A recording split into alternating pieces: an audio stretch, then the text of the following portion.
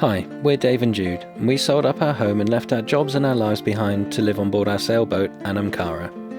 Since leaving Portsmouth on the south coast of the UK, we've had quite an adventure, visiting wild Atlantic islands, Irish pubs, spotting whales, and watching motorsports. We're embracing life and all that it has to offer. Come with us as we continue to sail north and explore the UK's magnificent coastline all the way up to the Scottish Islands and beyond. We'll be exploring the lochs of Scotland and the Hebridean Islands and discover the wildlife and communities on the way. We have new videos out every Saturday, so make sure you subscribe to avoid missing an episode.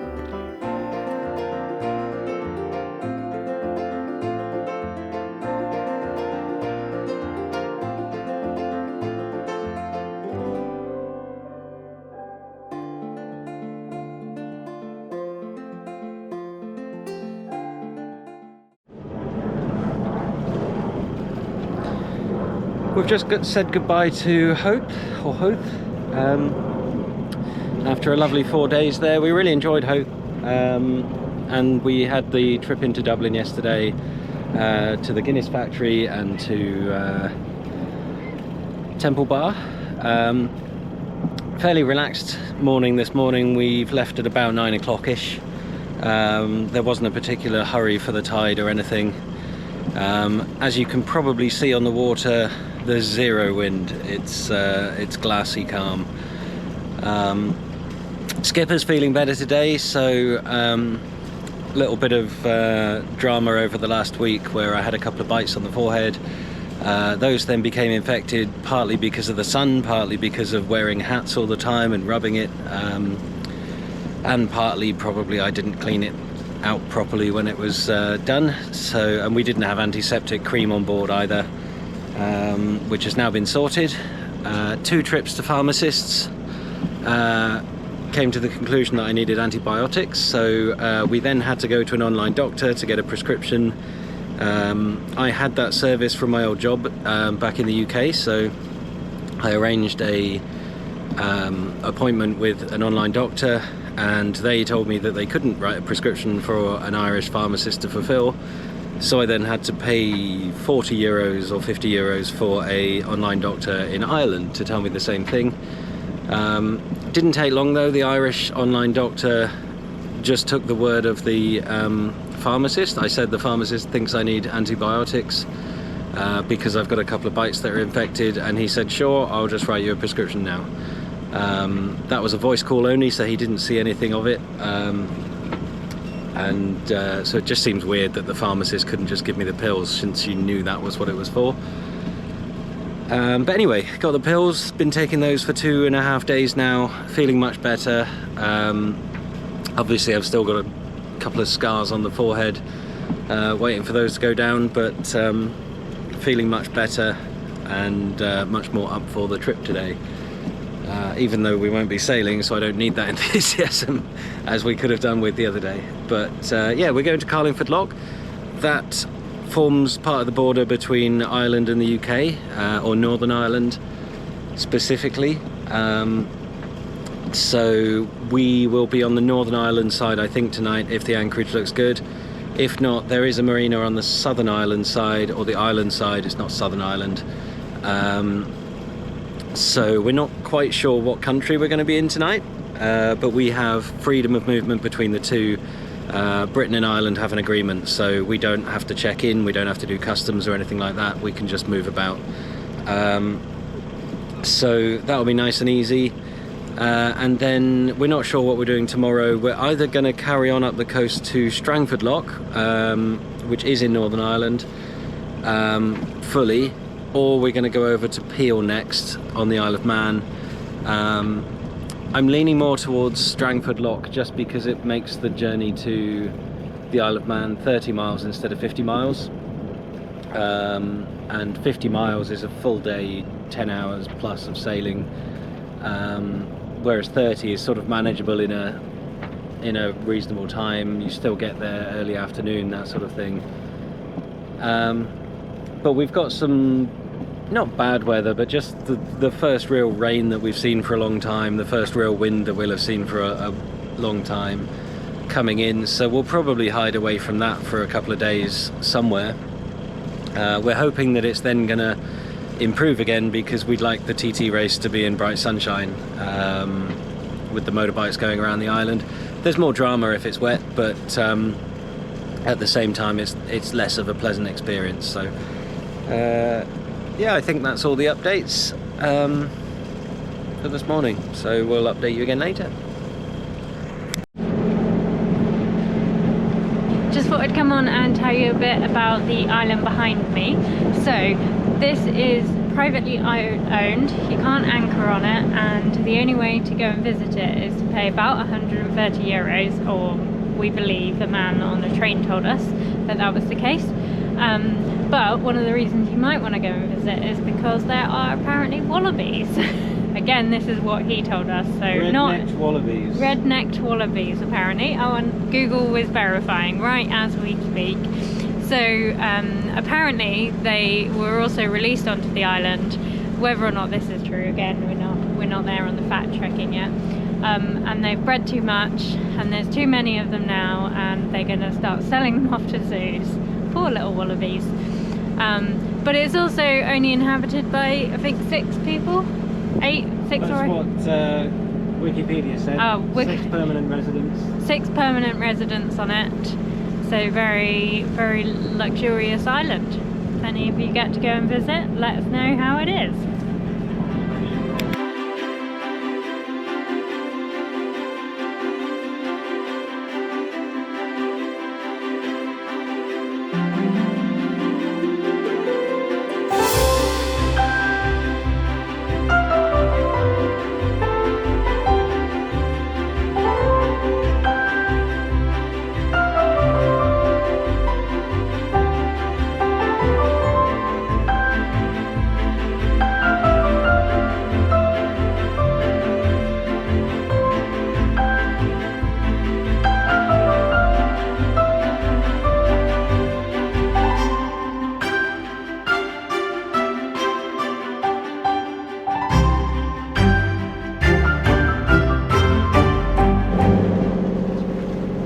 We did put the sail up today, but the water is still very, very smooth. There's a lot of swell coming in now. We're not really sure why or where it's coming from, because it's been really settled few days. But yeah, we're just still motoring slowly up. We're only at 1700 RPM, just to save the diesel. We're not in a rush. We're going to get in at about probably 5 or 6 o'clock and drop the anchor, hopefully. Seen a couple of seals on the way. One of them caught a fish, which I think I got him eating the fish a little bit on the camera with any luck. That was nice to see. Loads of birds, but other than that, not a lot going on. We saw thousands of jellyfish as we were going along, just constantly passing the boat. Back near Howth, and but that's pretty much all we've seen today. And now it's coming in very hazy. The clouds are filling in above us, so it's getting less and less bright. Hopefully we won't see any fog, but it's pretty quiet out here today anyway, so not particularly worried if it does, but would prefer if it doesn't. There's a couple of boats coming in our direction, or we think in our direction. You never know where they're actually headed, but one of them has decided to turn out and go around the lighthouse that's just next to us, and the other one seems to be following pretty much the path that we've set.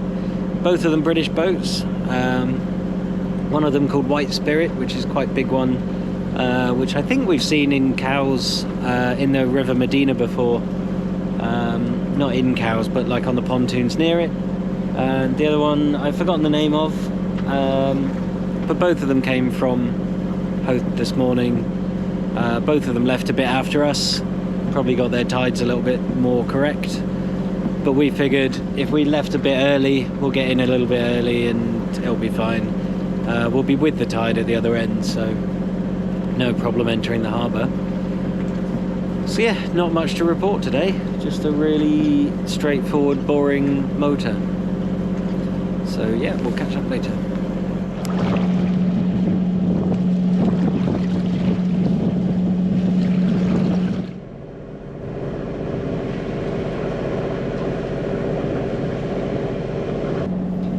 We're about 2 hours away from Carlingford Lough entrance now.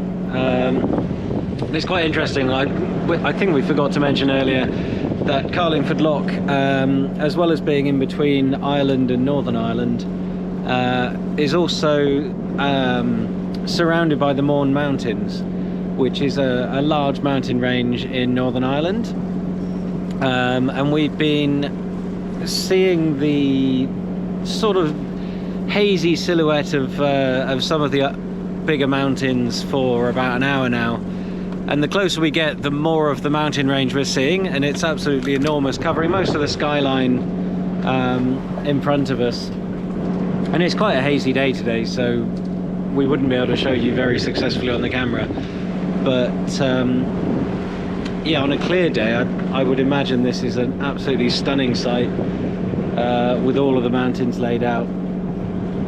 So but yeah, we're about 2 hours away, still motoring, still no wind. There's been a few gusts while I've been talking, and the rig has started rattling as if we might have a bit of sail going on, but not enough to propel us at any meaningful speed. So yeah, we're just going to carry on motoring, I think. We've still got the sail up, but more out of tradition than anything. It's not really achieving anything today. So we're now about half an hour away from entering the loch, and the trouble with mountains is they're massive, so you can see them for hours and hours before you reach somewhere, so it just makes your journey take even longer, or it makes it feel like it's taking even longer than it is, especially when you're motoring. It's just such a dull, boring way of getting around, and there's the constant drone of the motor noise and all of that stuff. We're now getting close enough that we can see a bit of detail of the landscape and the houses and the industry around here, so it looks like Carlingford Lough is quite industrial, probably quite a big port. It's just opposite Liverpool in the UK,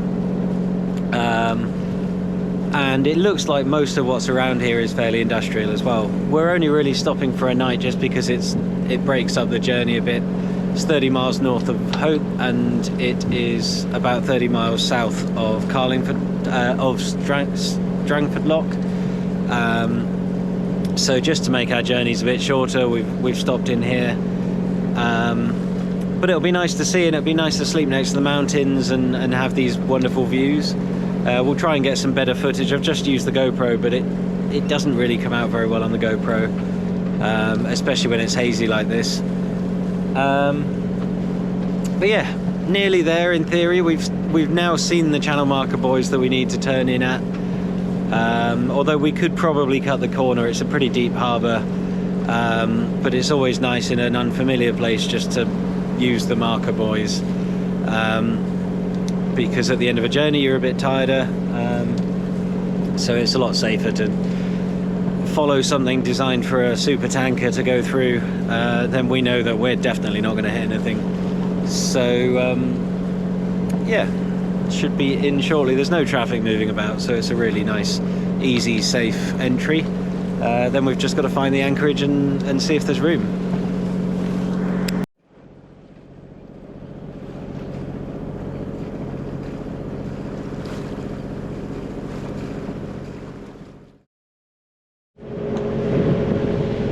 Currently 6 in the morning and we have just lifted our anchor.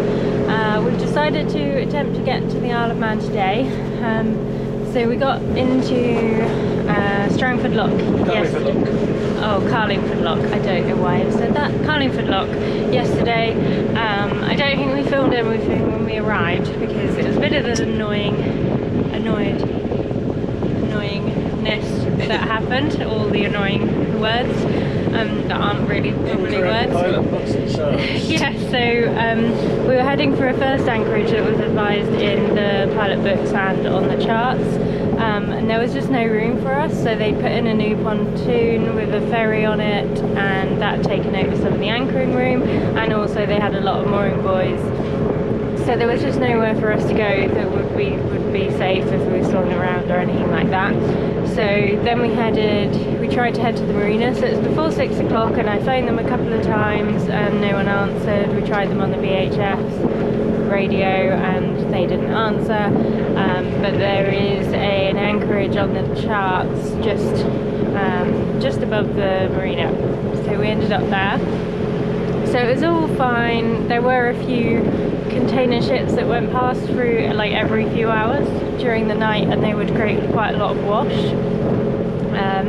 So that would throw the boat around quite a lot. But in general, it was quite a protected anchorage. Or it was not protected, but it was a safe anchorage. Like we were in a mud bottom, and that held well, and our anchor. Holding in mud. Good holding in mud. We didn't move at all, so that was good. But at about 3 a.m. we just suddenly had a lot of wind, which again wasn't actually forecast. It's all behind us right now. We're thinking it's going to be very different when we actually get outside, hopefully, because the forecast said we'd have better conditions than we did have yesterday. So the sunnier. Right now is for no wind. Yeah, so there should be no wind, but sunny. And yesterday we had a little bit of wind and not as sunny. So we'll see what happens with the forecast and all of that. But yeah, it's a nice place to be, like surrounded by all the mountains. It's just, you probably just need to book into the marina early enough because our anchorage is fine. It's not a comfortable night and you're awake every few hours. But between the being awake, we did sleep well. But yeah, so... I say though, waking up to the Mourne Mountains is fantastic. Yeah, waking up to the Mourne Mountains, Dave said, is fantastic. And it is. So behind me there's actually a load of low-lying cloud all along the mountains on the Northern Ireland side. And I'll show you that in a second. I think it did take a bit of footage, but I'm not sure if it showed it as well. But yeah, we'll cross our fingers for a good crossing and that we get all the right tides so we can get in and straight into a marina. I phoned them yesterday and they said it is starting to fill up with people getting there for the TT, so we're crossing our fingers we can get a berth and then hold out, and then it's going to rain quite a lot and be very windy, so not sure how long we'll end up there for, maybe longer than we expected. It's a very strange mix here between an area of outstanding natural beauty over on the Mourne Mountains and the industrial stuff that's behind me. So you can see this would have been a stunning river at one point with mountains either side, and as with a lot of Britain and Ireland, I guess, we've just installed these enormous industrial facilities everywhere, leaving almost no space untouched. So there's nowhere really natural anymore. And even, as Jude was saying earlier, the pilot books and the charts say that there's an anchorage, and somebody comes and puts a load of moorings in so that they can monetize the area.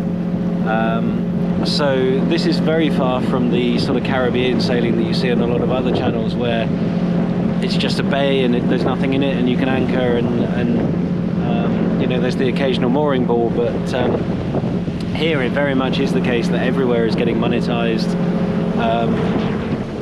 Even the anchoring, quite often now there's a harbour charge or there's a anchoring fee or whatever, just to make sure that they squeeze every last drop of money out of you. And it really does take away from the enjoyment of cruising, some of these things. So I don't know how much longer we're going to be cruising the UK. I think looking at France is a much better situation than Spain, down in the Med. Certainly better weather, but yeah, hopefully we can move on to somewhere where it's a bit more cruising friendly at some point. Even simple things like dinghy docks, you know, there's only 2 or maybe 3 places we've been that have had somewhere to land the dinghy. And it's not that everywhere's got a beach either, so in a lot of places, say Falmouth for instance, you have to pay to land your dinghy because the only place you can land it is on the quay or somebody else's pontoon. So if you decide to anchor, then you just can't get ashore, which can be a bit frustrating. But anyway, I'll stop moaning now. It's only 6 in the morning. Yeah, I guess we'll catch up later.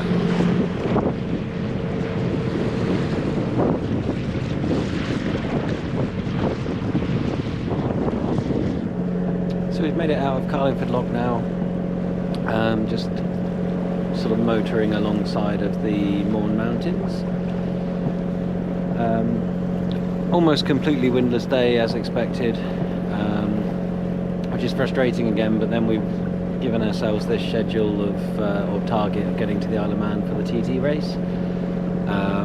We could have gone up to Strangford Lough today. That would have been a 30-mile journey or 35-mile journey, something like that. This is going to be a 55, but the forecast is for 0 swell, so the forecast isn't even showing a number for the swell figure, which means completely flat seas in theory. Unfortunately, along with that comes 0 wind, so there's enough kind of just about filling the sail. So we've obviously got the sail up just for stability, and in case there was wind, it's easier to have it up than to need to put it up when you need it. So yeah, we've got that up, but we don't expect it to really add much to the journey.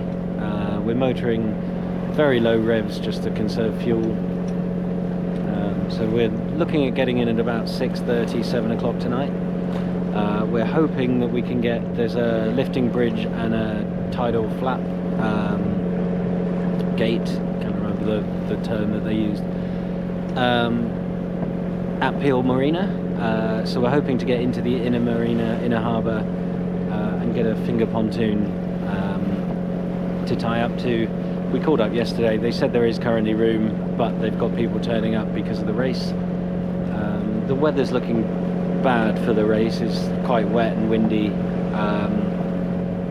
but you know, it's on for 2 weeks. The qualifying is a week, and then the actual racing is a week, and there's normally quite a nice vibe on the island anyway, so we'll just go and enjoy ourselves, have a look around. We'll probably have a look at Laxey Wheel, which is the biggest wooden water wheel in the world, I think.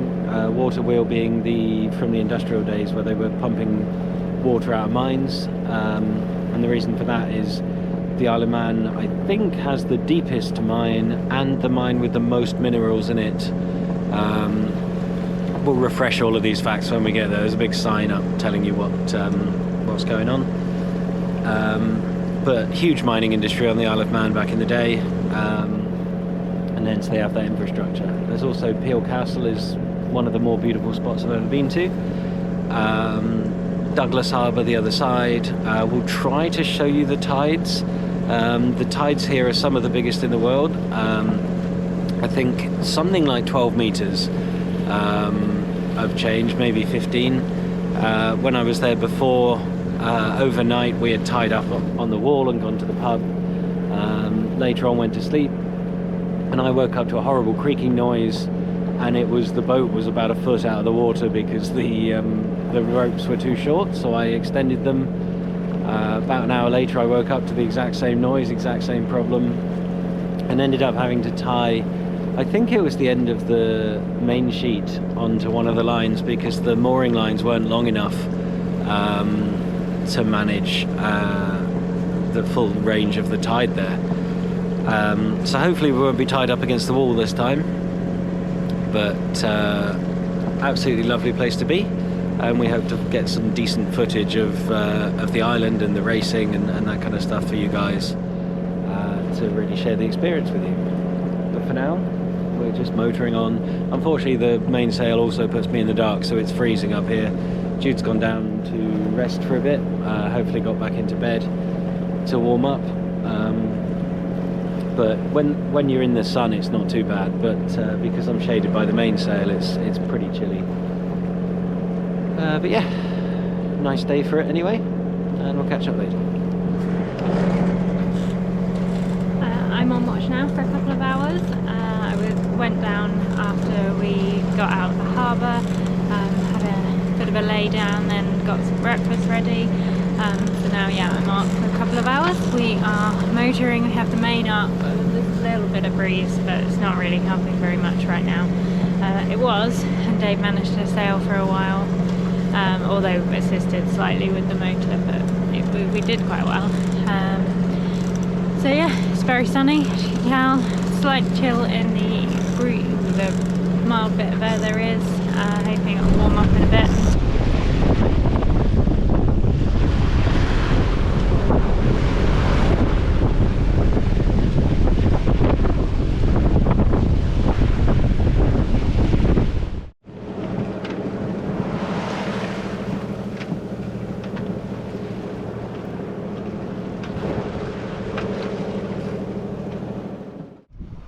We've just arrived at Peel Marina on the Isle of Man. Bit of a weird entrance here, that you've got to wait for a bridge to swing open, which is fairly normal, but it didn't open on the schedule that it was supposed to, and the instructions were a little bit vague in terms of, we were told to start heading to the bridge but not to wait for the green light. Luckily we were waiting for somebody else to go in, because the mooring buoys that you're supposed to wait on, there must have been a 2-metre swell coming in, and these poor people had been there since first thing this morning, so we thought we'd let them come into the marina first and get their sanity back. I tried to pick up one of the mooring buoys, and it just looked dangerous. I was up on the bow and it was rocking up and down, and we only thought we had 10 minutes to wait, so I thought we'll just circle. So we circled slowly in the harbour. Turned out to be for half an hour, which is fine. It was pretty safe in the harbour, and it was flat calm once you were around the wall, but for some reason the mooring buoys are further out than that, so they were directly in line of the swell. But beautiful harbour. I will get some B-roll in a second and probably show that over the top. Lovely day today. It's supposed to be a lovely day tomorrow, so we're going to do a bit of exploring, and then the racing starts on Monday, the qualifying rounds for the motorbike racing, which we hope to get some footage of. Not sure where we're going to go to watch it yet. For those that don't know, once a year the Isle of Man hosts the TT race time trial on motorbikes, and it's just public roads, so standard roads going through villages that would normally be 30-mile-an-hour limits, which 35-40 kilometers an hour for the Europeans that are actually using metric. Unlike the British, not sure why.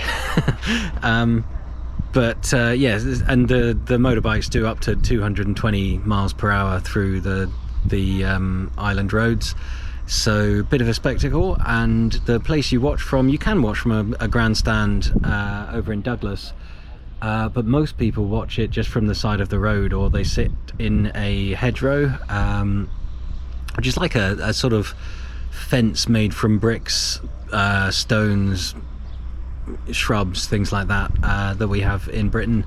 I don't know that really translates globally, so maybe look up hedgerow or English hedge sort of thing, if you're not sure what I mean there. But it's strong enough to sit on, and it's big enough that you can sit there and have some beers next to you or whatever. And then there's other places where there's just a pub next to the road, and their beer garden becomes a place to watch the racing from. So we'll hopefully find somewhere like that to perch and watch some motorbikes going past extremely closely. When I watched it before, I was probably no more than 1.5 meters, 8 feet from motorbikes that were going over 200 miles an hour. So it's a fairly unique experience, hence we've raced all the way up the Irish Sea and down the English Channel to get here on time. It's still only end of May, so it's quite early to have been doing, I think we've done 700 or 800 miles now to get here.